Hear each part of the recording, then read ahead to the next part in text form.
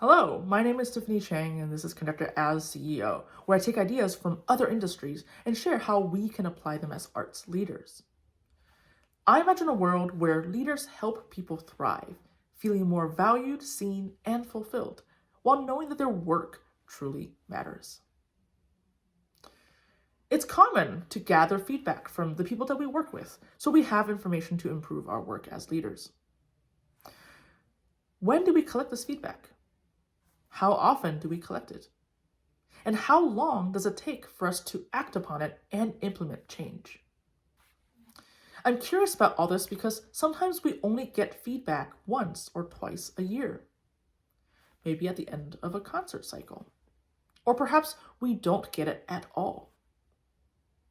And when we do get the feedback, it often takes time for the feedback to get to us. And then we have to spend time to reflect and come up with actionable steps to be better next time. And furthermore, the next time may be next week or 3 months from now. So by the time that we have a chance to implement improvements, we might have even forgotten what we were hoping to change in the first place. For me, as a conductor and leader, I realized that I rarely find myself receiving feedback in the process of working with a group that gives me the opportunity to level up my work as I'm doing it. So I'm actually not improving as fast as I could be.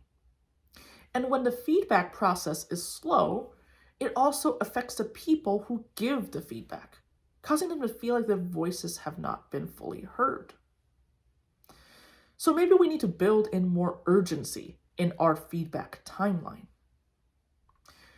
Author Jim Collins talks about implementing red flag mechanisms that create an environment where people feel empowered to raise concerns, questions, and problems immediately.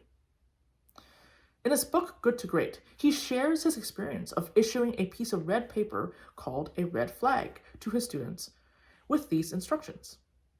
If you raise your hand with your red flag, the classroom will stop for you. There are no restrictions on when or how to use your red flag. The decision rests entirely in your hands. You can use it to voice an observation, share a personal experience, present an analysis, disagree with a professor, challenge a CEO guest, respond to a fellow student, ask a question, make a suggestion, or whatever. There will be no penalty whatsoever for any use of a red flag. Now imagine a situation where you're the leader being confronted with this kind of red flag.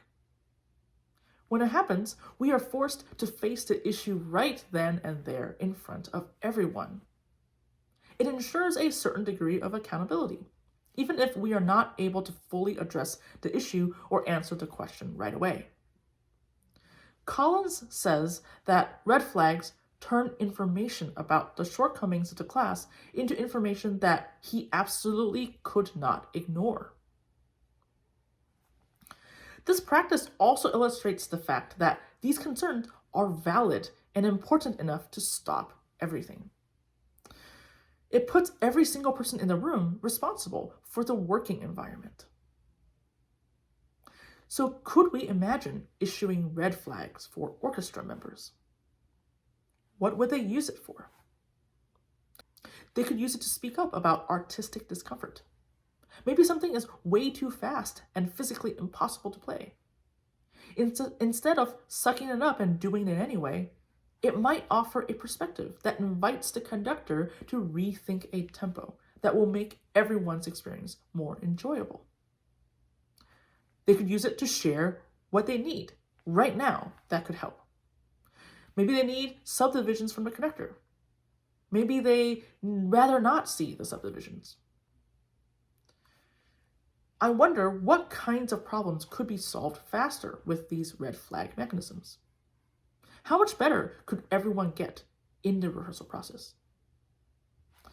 Of course, this red flag mechanism works only if we cultivate a work environment where people feel comfortable speaking up.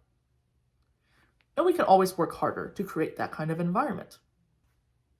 At the same time, simply having a tangible red flag in our possession to use at our discretion may be just the visible reminder that we need to remember that we are invited and able to speak up. Perhaps implementing something like a red flag is one little step in speeding up the feedback timeline for us to make faster and more effective improvements in our work. It also comes with the added benefit of creating a sense of trust and safety in our workplace for everyone involved. If these ideas resonate with you, please consider signing up in the link below to receive an email with each new blog post sent directly to your inbox. Thank you and have a great day.